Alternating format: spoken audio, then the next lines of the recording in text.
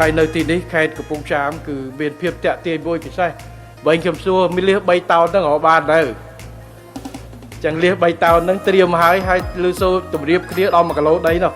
ចឹងគឺថាតាក់មួយអ្នកដែលស្រឡាញ់លៀសមកខេត្តកំពង់ចាមឲ្យច្រើន3តោនរងចាំហើយគាត់ថាធ្វើម៉េចសូមឲ្យកុំឲ្យមេឃសតុំមេឃនេះទៅឲ្យមេឃរៀងចេះបានលៀសហាលឆ្ងាញ់បាទអញ្ចឹងសូមជូនពរហើយបើមានសល់ខ្លះលើពី3តោនហ្នឹងបញ្ជូនទៅផ្ទះខ្ញុំផងព្រោះចាំហើយ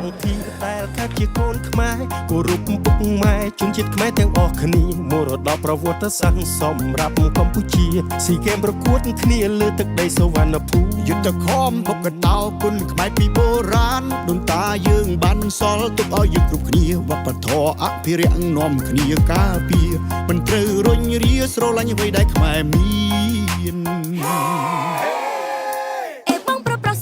សូមជម្រាបសួរចារំលែងចង្វាក់ខ្មែរអង្គភិវឌ្ឍណារៀមរាបារម្ភមិនសូវស្ទាត់អូនបងរៀនបានណារំចាប់ចង់ទៅណាអូនជូនបានណាថ្លៃបងចង់ទៅទស្សនាប្រាសាទបុរាណស្រាវជ្រាវឈ្មោះទាំងប៉ុន្មានឲ្យបានយល់ពីអត្ថន័យចម្លាក់នៅលើប្រាសាទគេដូនតាអស្ចារ្យក្រៃនាមកូនខ្មែរប្រុសស្រីសូមសន្យាខិតខំថែ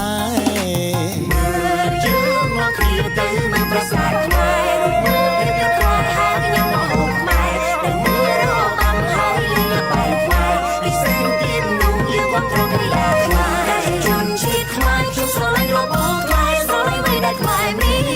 នខ្ញុំក៏ជាជនជាតិខ្មែរខ្ញុំស្រឡាញ់របបខ្មែរស្រឡាញ់អ្វីដែលខ្មែរមានយើងកាន់តែជាជនជាតិខ្មែរស្រឡាញ់របបខ្មែរស្រឡាញ់អ្វីដែលខ្មែរមានយើងជាជនជាតិខ្មែរស្រឡាញ់យើងជឿថៃគេនោះមិនដែលខ្មែរមាន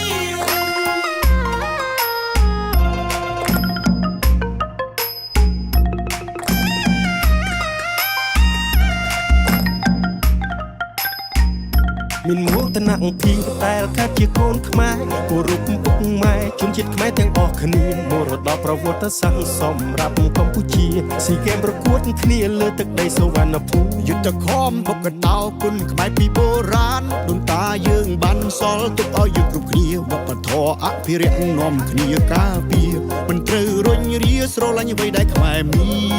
ន